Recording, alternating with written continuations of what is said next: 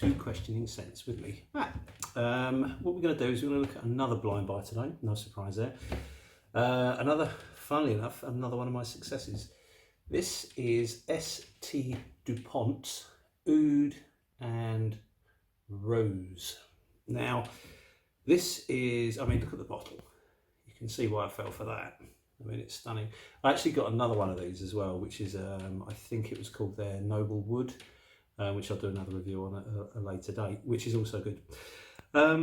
Just quickly a little about Dupont, a very old house. Again, not one that you'd associate with fragrance. They're more known for very expensive lighters, luxury items, collectibles. I think they make bags as well. They may even delve into the world of watches. So I'm always interested when a luxury house starts making scent, because when someone's got like a history or pedigree of making very high quality items, they generally, you would think, make a good effort and hopefully release a good product. In this case, I think they have. This Oud and Rose was released in 2017. Now, details on it are quite scant. There's not a great deal of information about it in terms of who was the nose behind it or anything like that. So I don't know who Dupont got in to do it. It is an interesting scent. It often gets compared to Dior's Oud Ispahan, and it also gets compared a lot to this, which is Frank Olivier's Oud Touch. I'll get into that in a bit. Let's talk about this one first. This is, I mean, I've got quite a few Oud Rose combinations. It's one of my favourite. It is my favourite combination, actually. I really like it. I love Oud. And I love the different types of oud you can get. I quite like the funkier ones, the more sort of barnyardy, the more animalic, up to this kind, which is, this is a medicinal smelling oud to start with, for sure.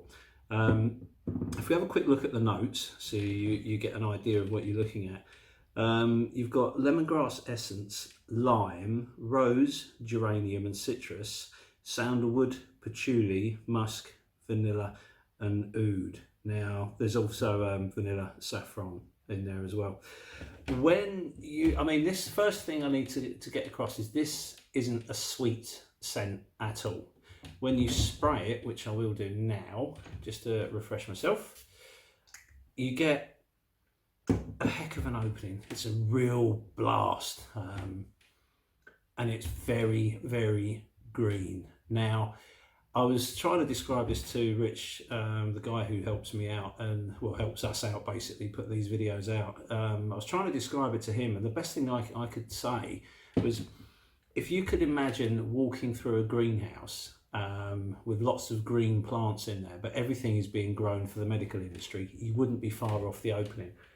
It's excellent. It's such a different take on the Oud Rose, because the rose, if you imagine a rose with red petals and that sweet smell coming from it, that's not really there. When they're talking about the rose in this, they're talking about the whole thing, every single part of the rose, the green leaf, even the stem, it all goes in there.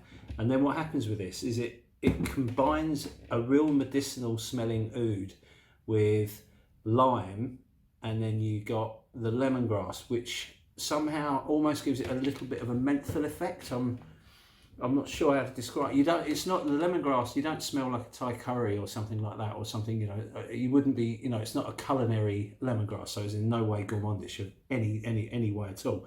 What you get is this medicinal green note that I think is mainly the lime and the lemongrass sitting together and pushing the oud forward, and it's quite strong. The sillage and the projection from the first spray are pretty high, actually. And what you also get is, you think, good God, this is going to last. This is an absolute banger. It's not. It starts off like that. You think it's going to be an absolute massive hit. The opening is about half an hour of just raw. It's really deep, really medicinal, really heavy. And it took me a couple of wearings to kind of like it, to be honest with you. I wasn't sure. I thought I might have made a mistake with this one. Whereas with the Frank Olivier's Oud Touch, they are similar, don't get me wrong, I do get that, but this is, I've got this on this hand just so I can do an on-the-spot comparison. I've worn both a lot, to be honest. I quite like both of them. This one's a lot more synthetic smelling. This has, like some of the other cheaper ouds that you're out there, I'm quite guilty of doing it. They have these oud smells that are very much like getting into a car, a brand new plasticky car like a Dacia Sandero or something like that, something that's not particularly good. I personally think that this smells more like that, which is Mancera's Black to Black. I'll do a separate review on this because this is an excellent scent as well. Going back to the Dupont, first and foremost, you do get a very strong medicinal smell, and I get that, and that's not for everyone. So it's not a safe blind buy. I did blind buy it, but then I kind of like that sort of thing. So maybe I got lucky. I wouldn't, unless you're up for a kind of a medicinal assault on your senses, I would probably steer clear of blind buying this. Maybe try and get a sample. The only other issue you've got with this, I've only ever seen it online. I've never seen it in a shop anywhere. Maybe Harrods will carry it, I don't know, I haven't looked for it in there, but I will and come back to you on that one. All right, so back to the scent itself. You've got a massive combination of flavours in here, of scents that you know, of notes that mix together to make this very, very powerful medicinal opening, and it does stay that way for a good hour, maybe even longer, maybe 2 hours. And then what happens is it becomes more and more woody as time goes on. The medicinal smell seems to kind of thin out a little. It stays there. It has got a kind of a medicinal vibe to it for the entire length of its lifespan, but it's not as strong as it is in the beginning. The lemongrass stays with it all the time, but not overpoweringly. It's very, very well blended. I think this is a really clever scent, actually. It could be considered challenging, maybe, I suppose.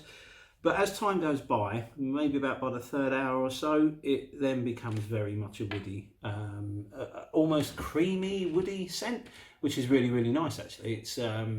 It's very comfortable to live with. You know, you're not going to offend anybody after the first couple of hours, because the first couple of hours are quite a banger. It then dies off and becomes quite mellow. And then I'm surprised, actually, because I only get like 6 hours maximum out of this, which, you know, I suppose in some respects is good. You know, that's good performance for any scent. But when something smells as heavy as this does to start off with, you expect it to last a lot longer. So in terms of performance, yeah, it's not a bad performer by any means. It's just not as good as you kind of think it's going to be. That was a surprise to me. But I do wear it a lot, actually. It's one that I kind of wear for casual, well, you know, not t-shirts and jeans kind of thing, but if I'm going out for an evening or I'm going to the pub or something like that, then I'll wear it then, definitely. It's fully at place there. I would think it would be quite good for formal attire if you're smart and you're ready. Leans pretty masculine, but I think, you know, as I've said before in previous videos, anyone can wear anything. If you're a confident female and you want to wear it, then wear it, enjoy it, because it is a great scent and it is very enjoyable to wear. Let's just have a look at the bottle again. If you look at the lid on that, that's so lovely, and you know, presentation's awesome. It looks great on your, you know, with all your other bottles and stuff, and it really is pretty.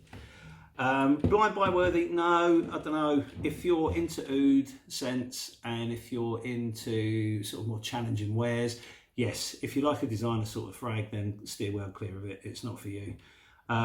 Performance, it's a good performer. I would like it to be a little bit better, but I can't complain because, you know, it's not an expensive scent at all. It's available in lots of different online retailers, so you will be able to get it for a decent price. And that's about it, really. I prefer it to the Oud Touch. I think it's a lot more well blended. I think it's a lot less synthetic, you know, and I think it's a nice wear. So yeah, I do recommend it if you're up for a challenging scent. If you want an easy wear, something very light, and you want some oud, steer clear of this. You know, maybe go for something like Oud Malaki or Oud Malaki from Dupont Oud, or one of the more, you know, known designer oud scents that you can get, you know, in the high street. Try that first. Don't go straight into this one, because it is quite heavy. But what I'm going to do is I will try and get another video done of this quite quickly, and then you'll be able to sort of see where I think they're similar and which I prefer. I will do a separate review of Oud Touch because I know it's very popular online. A lot of people are buying it, and again, I don't think there's a massive amount of information out there.